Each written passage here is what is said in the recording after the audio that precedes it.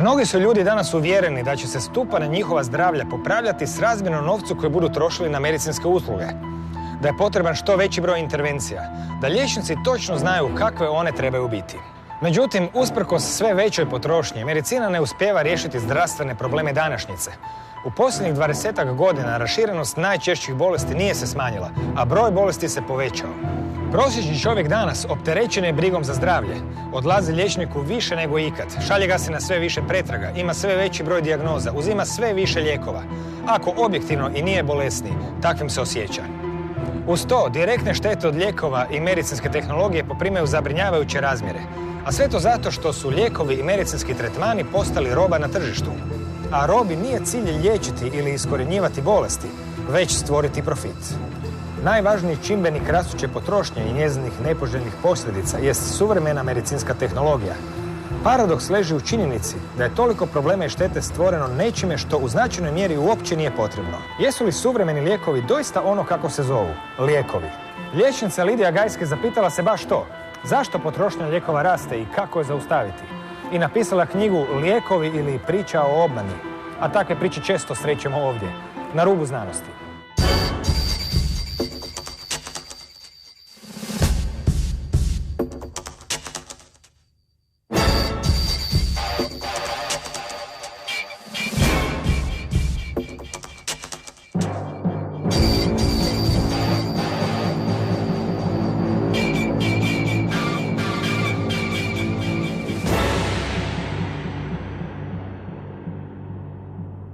Pozdrav svima. Lidija Gajski, već smo čuli, autorice opsežne knjige Lijekovi ili priče o obmani. Večeras smo ovdje da ispričamo tu priču. Dobar dan, dobro večer, ovisno u kojem trenutku se netko nađe pred televizorom. Što je bila početna inspiracija za vašu knjigu?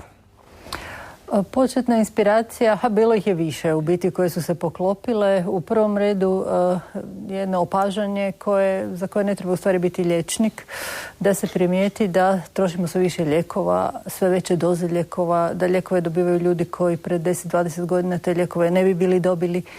S druge strane, liječnici su pod velikim pritiskom farmaceutske industrije, predstavnici farmaceutskih kompanija su svakodnevno u našim ordinacijama. Tu su bili onda još i poticaji od strane znanstvenika iz društveno-humanističke sfere. Jedno s drugim ja sam krenula u istraživanje i istraživala nekoliko godina. Rezultat tog istraživanja je ova knjiga. I pretpostavljam nekoliko žuljeva na prstima, s obzirom da tu ima barem koliko 700-800 kartica negdje teksta, po mojoj slobodnoj procjeni. Počnemo onda priču od tog trenutka dok netko ko prodaje neki farmaceutski proizvod uđe u ordinaciju vas ili nekog vašeg kolege ili kolegice. Šta je tu zapravo sporno? Gdje je problem? Po kojoj osnovi zapravo se takav marketing zbiva? Pa, ja sam se isto zapitala po kojoj osnovi. Naime, radi se o čistom marketingu. Ovakav tip edukacije pod navodnicima nije propisan u pravilnicima trajne medicinske edukacije liječnika. Riječ je dakle o čistoj reklami i taj bi u stvari prostor, odnosno vrijeme koje takvi predstavnici, a gotovo su svakodnevno u našim ordinacijama, trebalo u stvari sustavu platiti. Naime, mi liječnici radimo u ugovornom smo odnosu sa osiguravateljem, Hrvatskim zavodom za zdravstveno osiguranje. I obzirom da se svaki marketing plaća i ta vrsta marketinga trebala bi biti na taj način regulirana i plaćena sustavu jer je to vrijeme oduzeto u biti našim pacijentima. Međutim, nisam dobila pravi odgovor na to pitanje i to pitanje u stvari ostaje i dalje otvoreno i u stvari bi se trebalo zapitati je li to dozvoljeno, je li to legalno ili nije. Meni se čini da nije. Dobro, toliko po pitanju toga hoće li reklame, odnosno reklamirani proizvod oduzeti vrijeme vašim pacijentima ili možda čak vama ako se zbiva u pauzi, na koju pretpostavljam svaki zaposleni čovjek ima pravo. Međutim, što se može reći o sadržaju tih reklama i tih prospekata i kako oni danas izgledaju, koliko su podaci na njima točni? Postoje istraživanja koja su istraživala vjerodostojnost informacija koje se na taj način dostavljaju liječnicima i tu je evidentirana jasna pristranost. Dakle, ti marketinški materijali vrlo često nisu imali veze sa rezultatima istraživanja. Ocjene su često bile paušalne, prenapuhane. U pravilu radilo se o preuveličavanju pozitivnih efekata lijekova i umanjivanju štetnih. Dakle, tipična reklama kakve viđamo u stvari na televiziji gdje nam se nude kreme koje smanjuju 70% bore, koje uništavaju bakterije u našim umivaonicima za 80% i slično. Ispričajte nam neki primjer, ako se ne varam, spominjali ste primjer vezan uz statistiku koja je govorila da neki lijek je 30% efikasniji, to jest da se nekakav simptom za 30% rijeđe pojavlja nakon primjene lijeka, odnosno razlika je u relativnoj i apsolutnoj statistici. To je dosta ovako apstraktno kad se na taj način kaže, ne? Ali kada bi to pretočili u prave brojke i što zapravo te brojke znači, možda je bilo jasnije. Pa možda na jednom primjeru možete osličiti tu razliku. Pa evo, ove posjete i marketinški materijal koji mi dobivamo od predstavnika farmaceutske industrije oslanjaju se na znanost, međutim ta znanost se teško može u stvari nazvati znanošću. Ja bih rekla da je to sad već pseudo ili kvazi znanost koja je naručena od strane proizvođača određenog pripravka farmaceutskog i koja u stvari proizvodi rezultate i interpretira nalaze istraživanja na način koji odgovara u stvari naručiocu istraživanja. Manipulira se metodologijom, interpretacijom, publiciranjem takvih istraživanja.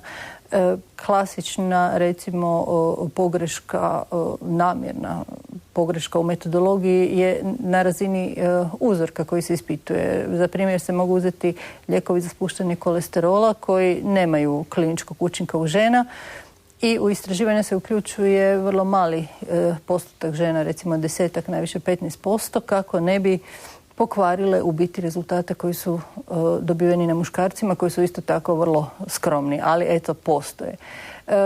Rezultat istraživanja se generalizira na čitavu populaciju. Dakle, bez obzira što na ženama efekta nije bilo, lijek se proglašava djelotvornim i za žene i za muškarce.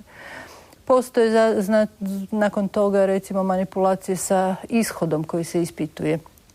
Podmeću nam se i liječnicima i bolesnicima surogatni, zamjenski ishodi poput sniženja šećera, tlaka, kolesterola i na taj se način proglašava djelotvornost lijekova. To ne mora biti točno jer nas u krajnjoj liniji ne zanima koliko lijek spušta neki biološki parametar, laboratorijski ili recimo tlak, nego nas zanima koliko produžuje život i koliko smanjuje šansu za bolest.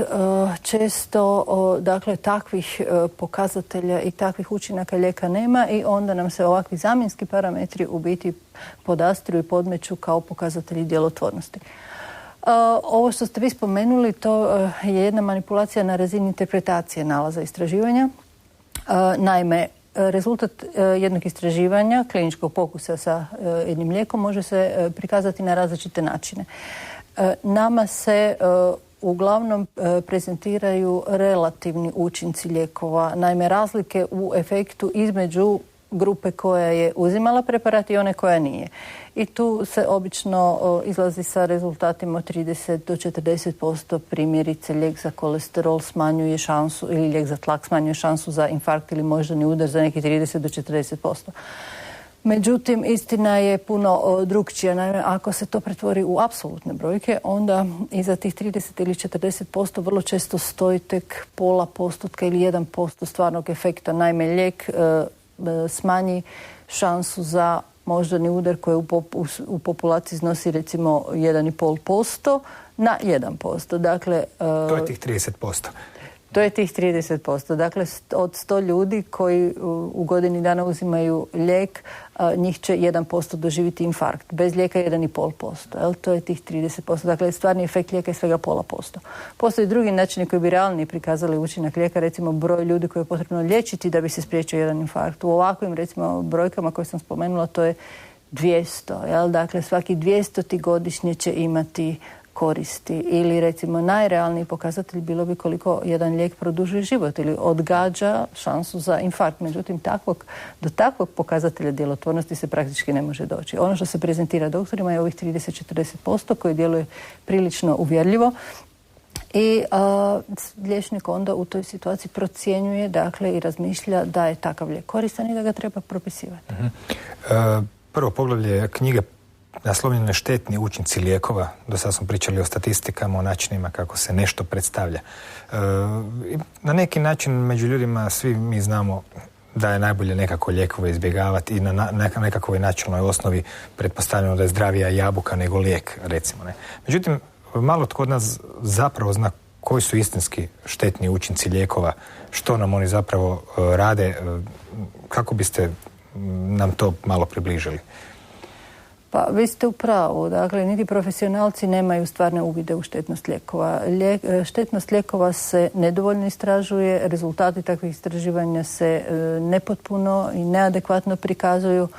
Nuspojave se jednom kad je lijek krenuo u primjenu neprimjereno prijavljuju. Naime, prijavljuje se tek manjina nuspojava zato što liječnici, a i druge ustanove koje su dužne prijavljivati nuspojave lijekova na to nisu obvezne, odnosno obvezne su samo normativno, ali za neprijavljivanje nema nikakvih sankcija. Tako da mi stvarno istinu o štetnosti lijekova u biti ne znamo. Radi se o velikom problemu zato što je u primjeni vrlo velik broj preparata koji međusobno ulaze u različite interakcije o kojima mi vrlo malo znamo. Vrlo često se, recimo, smrti ili štete od lijekova tumače osnovnom bolešću. Srčani bolesnik naglo umre i mi smo skloni to proglasiti komplikacijom njegove srčane bolesti. Ne razmišljamo o tome da je smrt možda nastupila zbog interakcije lijekova. Dakle, problem je puno veći nego što smo ga mi svjesni i nego što ga službene statistike mjere. Istraživači koji su aktivno istraživali tu problematiku našli su da je u Sjedinjenim Američkim Državama štetni učinci lijekova su 4. do 6. uzrok smrti u američkoj populaciji. To su strašne brojke, to je brojka veća od 100.000 ljudi. Kada pričamo o usporedbi rezultata neovisnih istraživanja i korporativnih, to znači istraživanja od strane onih koji proizvode lijekove, kada je zapravo privatni sektor u takvoj mjeri ušao u farmaceutsku industriju na taj način, kako su stvari izgledale prije 40-50 godina, što se to promijenilo u 80-ih, 90-ih i u kom postotku se zapravo razlikuju rezultati istraživanja neovisnih istraživanja i korporativnih? Ovaj trend ulaska privatnih poduzeća u medicinsku znanost je počeo 80. godina u Americi. Tada je u vrijeme Reaganove vlasti donesen jedan set zakona koji je omogućio upravo taj proces koji od onda dobiva u stvari na značaju i sve veći i veći udio znanstvenih istraživanja u stvari je financiran od privatnih poduzeća. Neke procjene govore da je 70% izvještaja o kliničkim pokusima u medicinskim časopisima već danas financirano od strane privatnog sektora.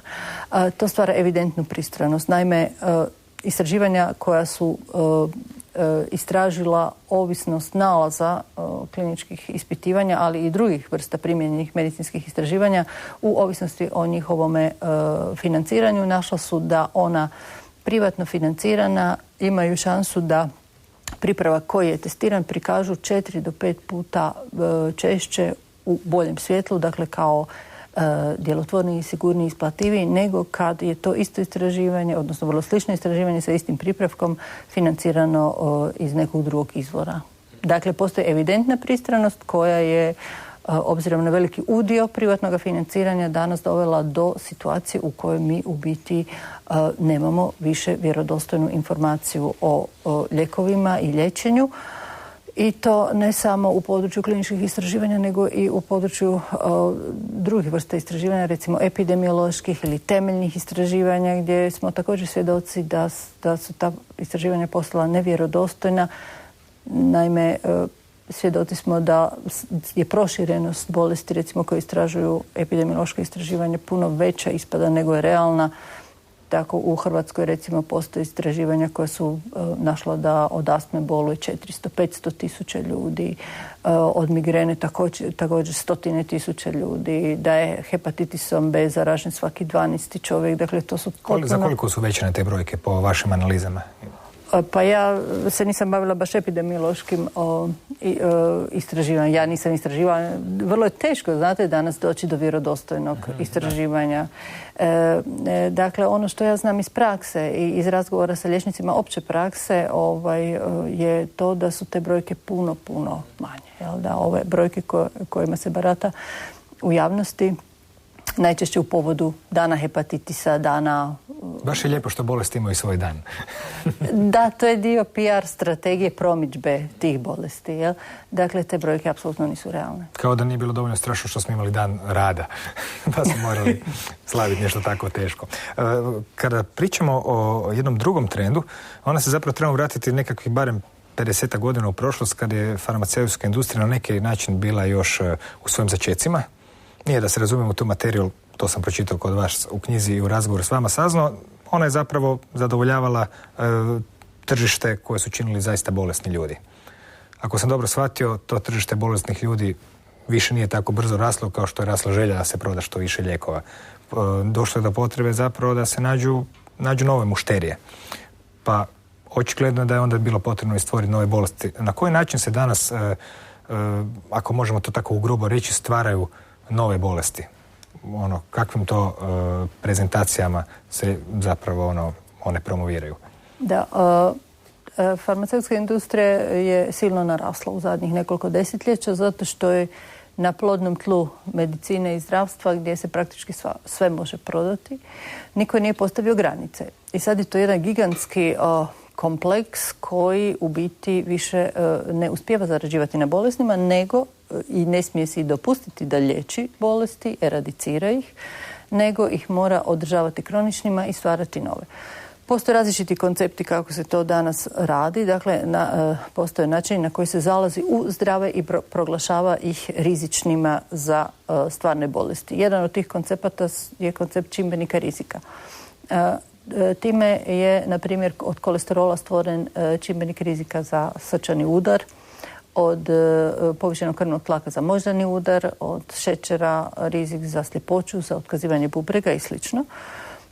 Na taj način velik broj ljudi postao je u stvari rizičan i uvjerilo ih se i pacijente i liječnike, jer su u tom smislu stvorene i smjernice za kliničku praksu, da ih treba liječiti, odnosno da treba uzimati lijekove sa idejom i s ciljem preveniranja, dakle sprječavanja tih nepoželjnih događaja u budućnosti. Ono što se tu desilo zadnjih 10-12 godina jest to da su parametri, odnosno normale i ciljne vrijednosti tih parametara snižene, pa smo doživjeli da je kolesterol sa 6,5 milimola po litri spušten postupno na 5, za bolesnike i niže 4,5, 4, pa i niže. Postoje stručnjaci koji smatraju da naprosto nema donje granice kolesterola, što niže to bolje. Tlak je također spušten sa 160-95 na 140-90, slično se u manjoj mjeri desilo i sa šećerom. Na taj način ogromne populacije ljudi su proglašene rizičnima i podložnima farmakoterapiji, tako da danas u razvijenom svijetu starija populacija, recimo čak u obimu od 70 do 80% je podložna jednoj od kardiovaskularnih preventivnih medikamentoznih intervencija. Drugi koncept je recimo primijenjen na primjeru osteoporoze, gdje je zdravljem proglašena mladost, a bolešću starost. Naime, normala za gustoću kostiju je postavljena na ženi između 20 i 30 godina. Starenjem kalcij se gubi iz kostiju i mineralna gustoća kostiju se smanjuje.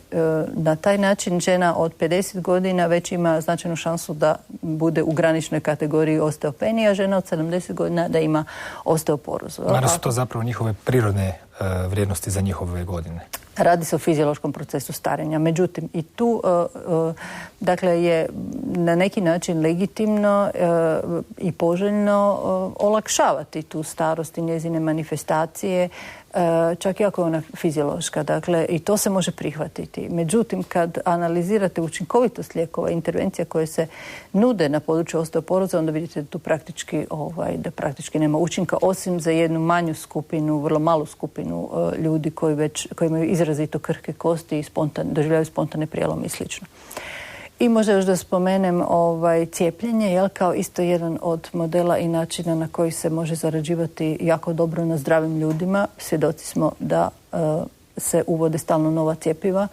Trenutno je aktualna priča o cijepljenju protiv svinjske gripe. Dakle, čak i za ona klasična cjepiva kojima se djeca cijepe već nekoliko desetljeća, postoje velike sumnje jesu li doista pridonijela eradikaciji i smanjenju pobola od bolesti zbog kojih se cijepe, a za ova nova cjepiva, primjerice ono nedavno uvedeno protiv hepatitisa ili ovo koje nam se sprema za HPV, dakle postoje velike dileme o djelotvornosti i potrebi u stvari za uzimanjem. Drugim riječima, po pitanju onih prvih točaka, moglo bi se reći da neke bolesti u stvari ne postoje osim kod jednog vrlo malog broja ljudi. Recimo, ako se mjere kolesterola, srčanog tlaka i osteoporoze u tablicama malo podignu, odjednom 70% populacije postaje zdravo. Samo se o tome radi. Točno, radi se o... Znači, to je taj čarobni štapić koji treba napraviti da bi se nacija ozdravila. Podignuti letvicu na tablici. Treba primjereno evaluirati nalaze znanstvenih istraživanja i potrebu za eventualno medikamentoznom intervencijom. Jer objektivno vrednovanje nalaza istraživanja koja su istraživala povezanost faktora rizika i budućih nepoželjnih kliničkih događaja su na isti način na koji smo razgovarali o ovim relativnim postocima, dakle kad bi se analizirali putem apsolutnih brojeva ili broja ljudi koje treba liječiti i slično, onda bi se došlo do zaključka da snižavanje tih parametara u biti nema efekta na produženje života i smanjenje bolesti, prema tome da je bezvrijedno, jel? Znači niko neće duže živjeti ako se smanji tlak, smanji kolesterol. Zavisi na kojoj razini tlaka i kolesterola i šećera govorimo. Uvijek se kod ovih takozvanih preventivnih intervencija i lijekova dobro osloniti na zdrav razum i na postojanje ili nepostojanje kliničke slike, odnosno tegoba. Dakle, dok smo mi na terenu tegobe, dakle, kad je riječ o ljudima u patnji, onda tu nema puno spora. Dakle, takvi ljudi i trebaju otići doktoru i dobiti lijek. Vrlo lako će i oni sami procijeniti je li taj lijek djelotvoran ili nije. Dakle, tegoba, bila to bol, temperatura, slabost će nestati ili neće nestati ubrzo po početku uzimanja lijeka. Problem je upravo i na tom području, onda ako govorimo recimo o višim vrijednostima ili visokim vrijednostima tlaka ili šećera, mi imamo tegobu. Dakle, imamo bolesnog čovjeka i to je sasvim opravdano, legitimno i potrebno uzimati lijekove ne bi li se taj tlak, odnosno šećer spustio. Problem je na ovim niskim razinama ovih parametara koji su umjetno proglašene patološkima. Jer se čovjek zapravo osjeća potpuno dobro. Apsolutno, da. Kada pričamo o cijepivima, davno sam pročitao, vi ćete mi reći li to točno ili nije, da je jedan veliki broj bolesti bio zapravo u takvom opadanju i skoro nestajanju zbog povećanja higijenskih standarda i slično, da je u vrijeme kad su cijepiva uvedena tamo negdje 50-ih, neke bolesti praktički skoro da i nisu postojale u nekom neznatnom postotku. Je li to točno? Pa ja sam vidjela takve grafikone, a postoji i masa znanstvenika i liječnika koji kritiziraju opće taj koncept cijepljenja i dovode ga u pitanje. Oni doista tvrde da je pobol od difterije, tetanusa, zaušnjaka, ospica pao i prije nego što su, značajno pao i prije nego što su cjepiva uvedena, zbog rasta higijenskog standarda, sanitarnog standarda, boljih uvjeta života, rada i sl. Dakle, da cijepljenje nije bitno pridonijelo smanjenju pobola od tih bolesti. Međutim, cijepljenje je neprekidno u porastu. U kojoj mjeri se promijenio broj bolesti protiv kojih se djeca cijepe prije 50, 40, 30 godina i danas? Pa ja sam vidjela jednu statistiku iz Sjedinjenih Američkih Država, odnosno jednu informaciju koja kaže da su ljudi rođeni 1948. u Americi se cijepili protiv jedne bolesti, odnosno prije polaska u školu trebali su pokazati potvrdu o cijepljenju protiv jedne bolesti. Djeca rođena 1998. cijepi se protiv 9 do 10 bolesti. Kada već pričamo o cjepivima, spomenuli ste neka vrlo aktualna, kao što su cijepljenja protiv hepatitisa B, HPV-a i slično.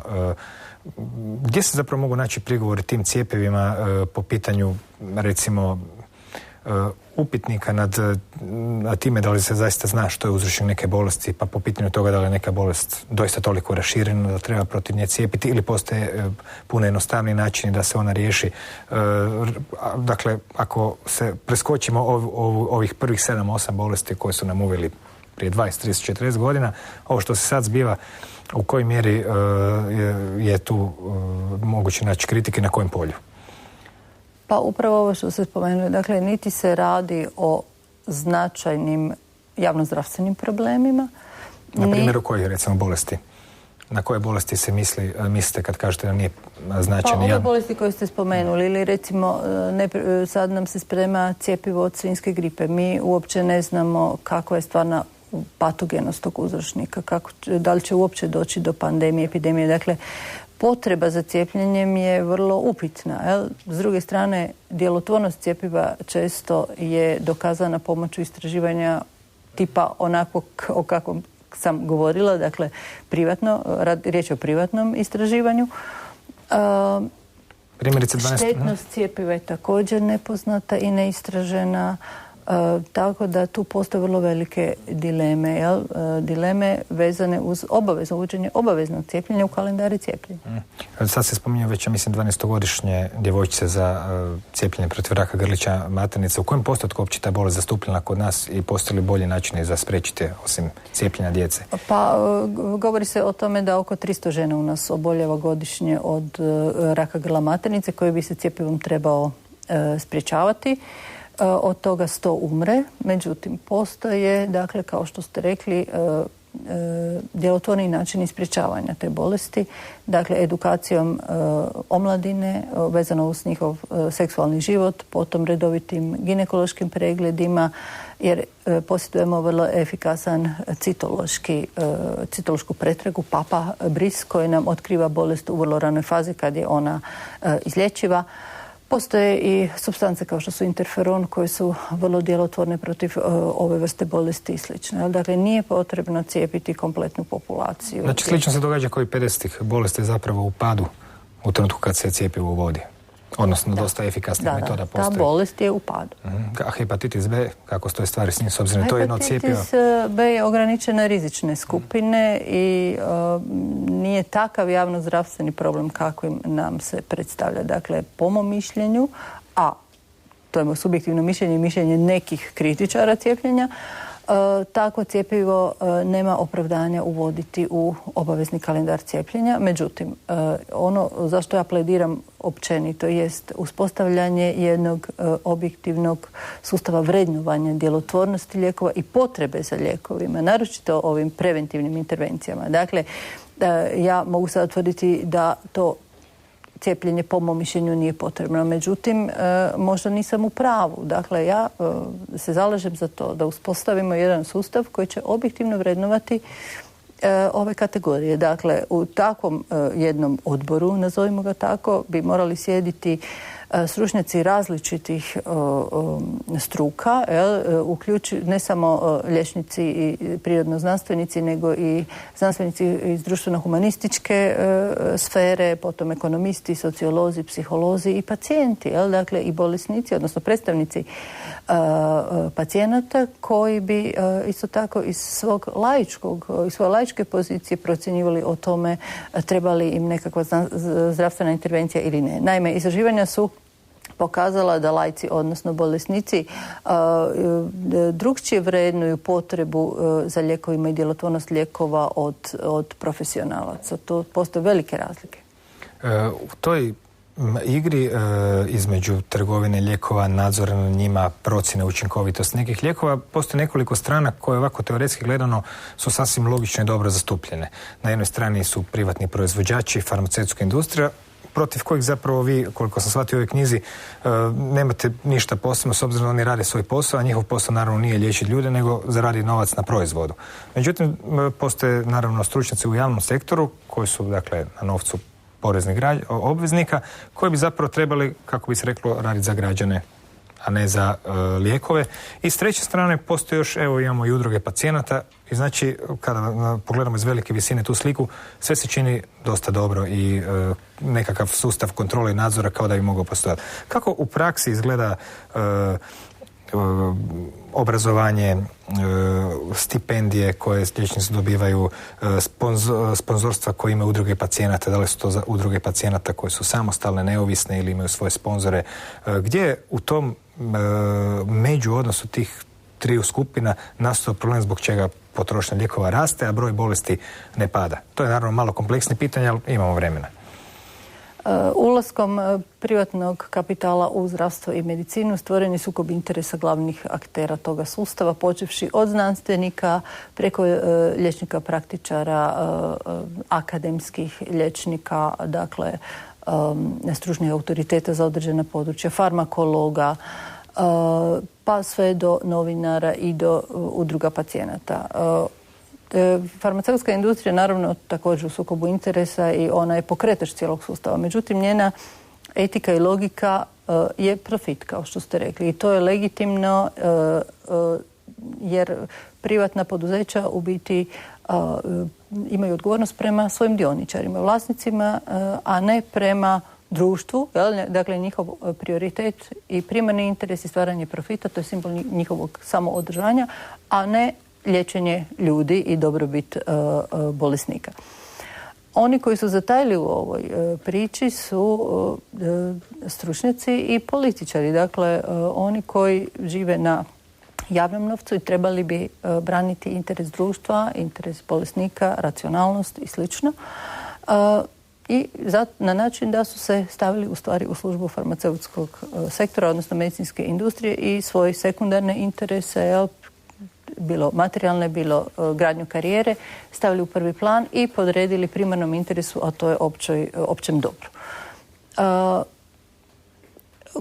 Udruge pacijenata također su u toj priči u sukobu interesa. Naime, one vrlo često ne samo da su plaćene od proizvođača određenog farmaceutskog proizvoda, nego su čak i stvorene sa idejom da promiču bolest i određeni pripravak.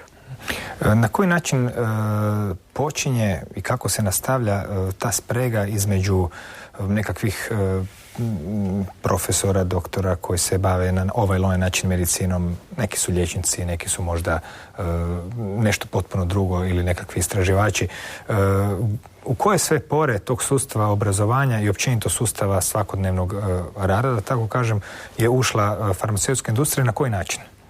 Pa u sve pore. Govorili smo o znanosti, međutim isti je slučaj sa edukacijom. Trajna medicinska edukacija, dakle ona koju polaze liječnici, farmaceuti, biokemičari i koje je dio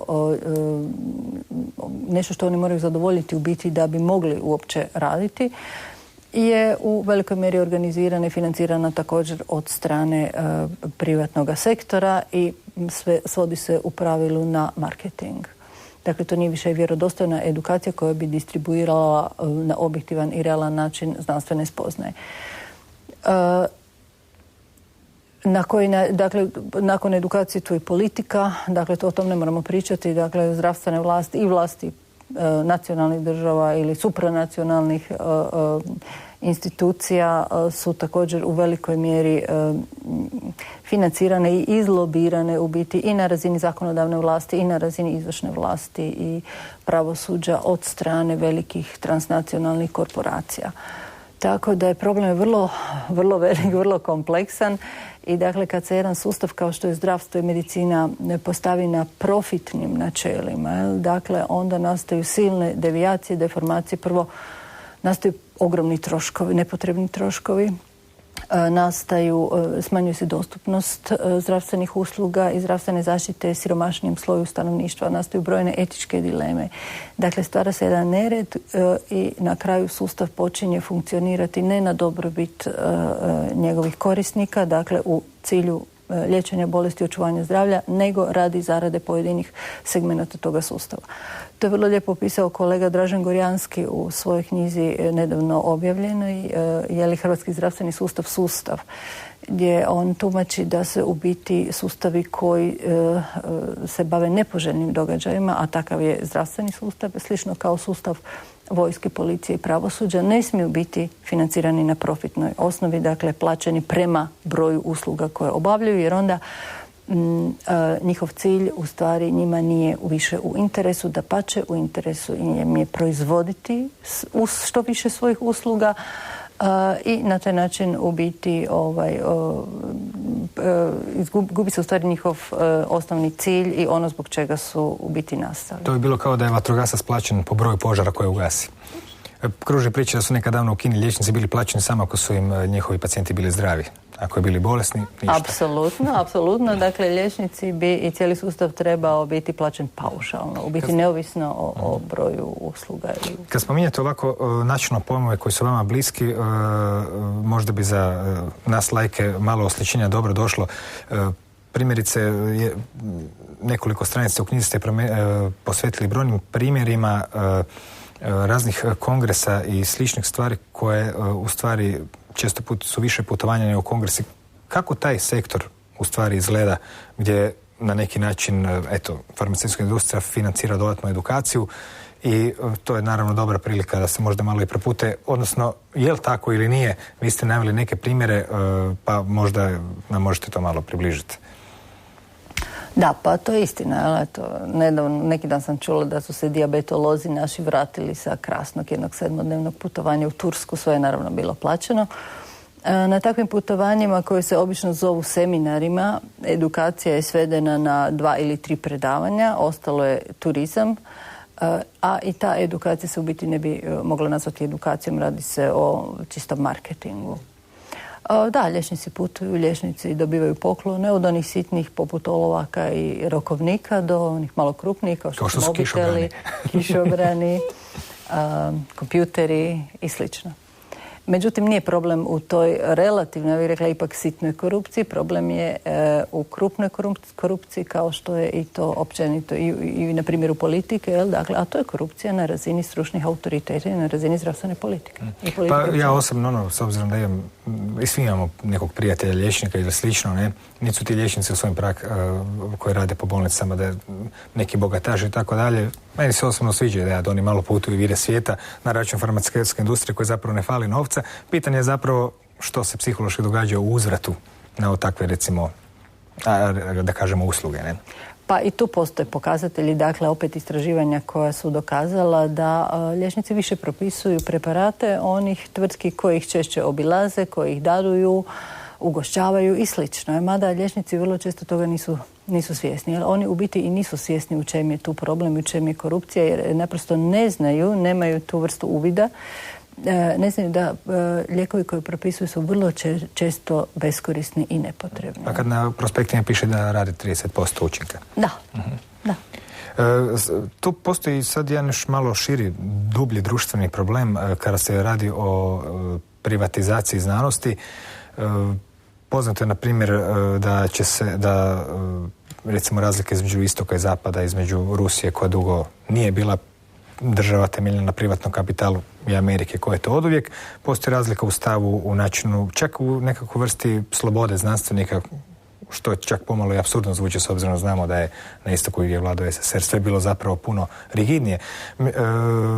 Posljedice po uopće znanost kao metodologiju spoznavanja istine i slično također su pogubne, možda čak vode do nekakve dezorientacije. Kada biste stavili ovo u širi kontekst, kako bi onda slike izgledale, koje su zapravo štete ovakvog distribuiranja znanja, znanosti, novca, ljudskih resursa?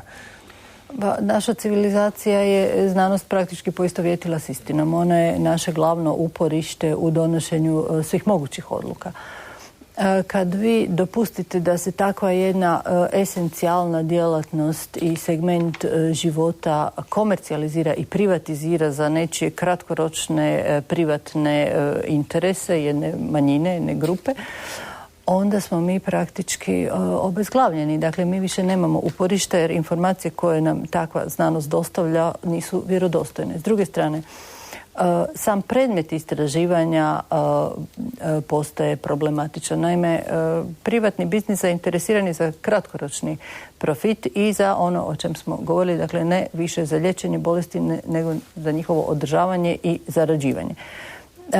Zbog toga mnogi kritičari moderne medicine ukazuju da u stvari moderna medicina na način na koji je danas postavljena ima vrlo malu šansu da u stvari eradicira i izliječi, eradicira bolesti i izliječi ljude jer naprosto postavlja kriva pitanja.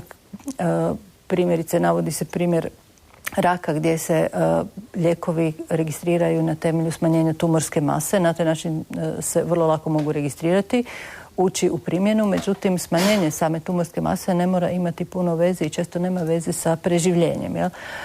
S druge strane, vrlo slabo se istražuju metastaze koje su u biti ono što ubija pacijenta, međutim istraživanje ovdje je vrlo dugoročno neizvjesno i ono se privatnom sektoru ne isplati. Upravo stoga, dakle, mi nemamo odgovore na bitna, odnosno imamo sve manje šanse da odgovorimo na bitna pitanja bolesti i zdravlja. Imamo vrlo male šanse, recimo što isto treba reći, da pomognemo bolesnicima u trećem svijetu koji umiru još uvijek od zaraznih bolesti koje se mogu liječiti za vrlo male svote novca. Međutim, proizvodnja takvih lijekova nije interesantna farmaceutskim kompanijama jer im oni nisu profitabilni, jel? Niti ih ta društva mogu platiti. Sad kad ste spomenuli rak, opet sam se sjetio ovog raka grlića maternice koji ste spominjali prije 15-20 minuta, gdje zapravo možda kontroverza kreće već od pitanja da li je zaista neki virus uzročnik uopće bolesti.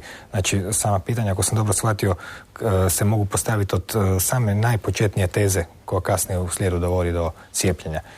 Tako stvari stoji. Jasno, za procjenu kvalitete znanosti i njezinih učinaka najbitnije u stvari pitanje od kojeg se polazi, hipoteza od koje se polazi. Ako se polazi od pitanje krivih hipoteza, odgovore u stvari ne možemo niti očekivati. Spominjali ste prije udruge pacijenata koje su sponzorirane od proizvođača lijekova. Pretpostavljam da su ti svi isti pacijenti na neki način i žrtve tih statistika u kojima su se vrijednosti smanjile i tako, pa su sad oni postali bolesni. Zapravo me zanima u kojoj mjeri te udruge pacijenata znaju da su upregnute u kriva kola, da tako kažem, u kojoj mjeri to ne znaju. Kako taj sustav funkcionira kad se radi o udrugama pacijenata koje imaju neke veze s državnim proračunima i slično? Pa, vrlo često ljudi u stvari nisu svjesni. Oni nisu svjesni da su instrumentalizirani, dakle da su pretvoreni u puko sredstvo za zarađivanje. Ili tu je taj etički problem, dakle zlorabi se u stvari bolest, zlorabi se ljudska želja za zdravljem, potreba za zdravljem. Onda recimo u takvoj priči bolesnici koji boluju od neprofitabilnih bolesti, možemo ih tako nazvati, u stvari ostaju zakinuti jer nemaju podršku jakih sponzora. Prije ste spomenuli da je tradicionalni pristup liječenju bio takav da se pacijent loše osjeća, dođe kod doktora i kaže boli me ovo ili ono, doktor mu da ovaj ili onaj lijek, kremu i on vidi jel mu se što poboljšalo nije i sve je potpuno jasno. Danas je naravno drugačije, o tome smo pričali u proteklih 40 minuta. Na koji način i gdje vidite rješenje izlaze iz tog začaranog lanca? Jer primjerice možda bi za ilustraciju dobro poslužio odgovor na pitanje kako je knjiga koju ste napisali Lijekovi primjena od vaših kolega, da li ste o njoj razgovarali s nekim, da li su vam dali pozitivne recenzije, negativne recenzije, kako je uopće primljena? U zdravstvenoj javnosti, ne u laičkoj javnosti. Što se tiče rješavanja problema, dakle, treba prvo problem osvijestiti. Dakle, moja ideja je bila pružiti ljudima informaciju koja se razlikuje od one informacije koje dobivamo u hodanim kanalima širenja medicinskog znanja i onda otvoriti raspravu. Dakle, rješenje će doći kroz tu raspravu, ali ono što prvo treba napraviti je osvijestiti što nam se u stvari događa. Za sada moram priznati da nema naročitog odjeka na ovu knjigu. Da li, tu ima više razloga. Dakle, ja bih rekla da je najveći razlog strah možda od nečega što odstupa od uhodanog načina mišljenja, od mainstreama. Dakle, postoji u svima nama doza konformizma, postoji neka inercija, osobne koristi veće ili manje koje liječnici imaju od ovakve postojeće neregulirane prakse. Osim toga, ja bih rekla da se i dosta teško suprotstaviti ovoj knjizi jer ona ima vrlo čvrste argumente. Zato šutnja zapravo najbolji onda recept u takvim slučajevima. Pa možda se radi o taktici ignoriranja. Da li ste bili pozvani u emisiju s obzirom da ste vi liječnica i da ova knjiga je dosta stručno pisana, ona nije popularno znanstvena literatura, kako se knjige tako nazivaju, makar jer jednostavno se takva materija ne može drugčije predstaviti. Da li ste bili pozivani u emisije koje su bile vezane uz zdravstvo, emisije koje u svom nazivu imaju zdravlje na ovaj ili onaj način, makar ponekad emisije o zdravlju najčešće zapravo govore o bolestima, to znamo. Dakle, ali postoje strukovni i novinari i mediji koji se bave upravo zdravljem, kako kažu, i oni bi zapravo za jednu stručnu knjigu bili prava meta, ne? Da li je tu bilo kakvih... Tu nisam naišla na ikakav odgovor. Naime, ja sam nudila tu temu novinarima koji pišu o zdravstvu, međutim, oni mi nisu odgovorili. Međutim, ja sam to na neki način i očekivala jer to potvrđuje samo moju tezu o sveprisutnom sukobu interesa, pa i u medijima. Mi moramo znati da su i mediji sami financirani od strane velikih korporacija često. Dakle, da je u pitanju vlasništvo nad medijima. Drugo, da su pojedine emisije o zdravstvu financirane i sponzorirane od proizvođača lijekova i drugih medicinskih proizvoda, da su sami novinari u sukobu interesa jer i oni kao i liječnici putuju po simpozijima i uživaju u turističkim aranžmanima. Dakle, to samo potvrđuje u stvari moju tezu, jel? Dakle, to me nije naročito iznenadilo. Novinari koji nisu toliko vezani uz sponzore iz svijeta medicinske industrije su puno otvoreniji bili za ovu temu, jel? I tu sam naišla na dobar odziv. No dobro, dok se ne riješi taj strukturalni problem o kojem ste upravo pričali, ostaje ono pitanje što svaki pojedinac zapravo može raditi, kako se može odnositi prema materiji lijekova, doktora i istraživanja i svega drugoga. Često put tu spominjete te pomalo strane riječi, jedna je zdrav razum, druga je intuicija. Primijetio sam da su se čak potkrali na kraju knjige takvi izrazi, vjerojatno to neka greška ili... Ne, zapravo me zanima kako da normalni čovjek se odnosi prema tim stvarima i prije nego što struka kaže da u pravu ste ili ne, sve ste krivo napisali u knjizi i slično. Da. Pa evo, ja sam došla do tog zaključka, međutim to nije samo moje mišljenje. Dakle, preporuka bi bila, a na to je upućivao još i Ivan Ilić pre 35 godina, dakle veliki teoretičar i kritičar moderne civilizacije, da bi u stvari se trebalo krenuti sebi samima i našu bolest i tegobu, ako je moguće, pretrpili sami, odbolovali sami, ne obraćajući se liječnicima. On je pledirao za povratak autonomije i vlasti nad našim vlastitim tijelom, zdravljem, nama samima, a ne ono što smo mi napravili, dakle da smo vlast nad svojim tijelom i zdravljem u stvari dali jednoj instituciji koja, kao što se vidi, u stvari sve više i više je iznevjerila tu svoju funkciju, kao i svaka institucija koja se s vremenom otuđuje od interesa onih zbog kojih je nastala, počinje funkcionirati sama za sebe, hraneći samu sebe i postajući u stvari dio problema, a ne dio rješenja za problem.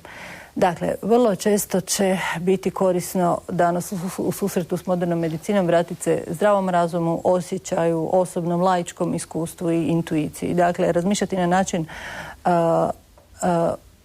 ne idem još doktoru ili ne idem doktoru uopće jer se osjećam zdrav, jer moderna medicina ima tendenciju, nažalost, da nas sve učini bolesnicima i da cijelo društvo u stvari pretvori u jednu veliku kliniku i da na nama u stvari svima zarađuje. Gospođo Gajske, hvala vam. Želim vam još ovakvih knjiga kad se malo odmorite od pisanja ove. Vjerojatno ćemo se, možda se još koji puta vidimo u nekoj temi. Vama također hvala na pažnji. Svi već odavno šuškaju da nam lijekovi i cjepiva nisu baš prijatelji, a i ljudski organizam je tako jedan fizičko-emocionalno-psihološki spoj koji je ipak znatno složeniji od tek stroja kome neko treba popraviti neki pokvareni dio. Ali kad bi bilo da se zaista treba neki dio popraviti, znate već kakvi su proizvođači, njihova se uspješnost uvijek mjeri samo u broju prodanih artikala, a naša da se zdravim razumom sačuvamo od njih, tako se barem meni čini. Doviđenja do sljedeće emisije.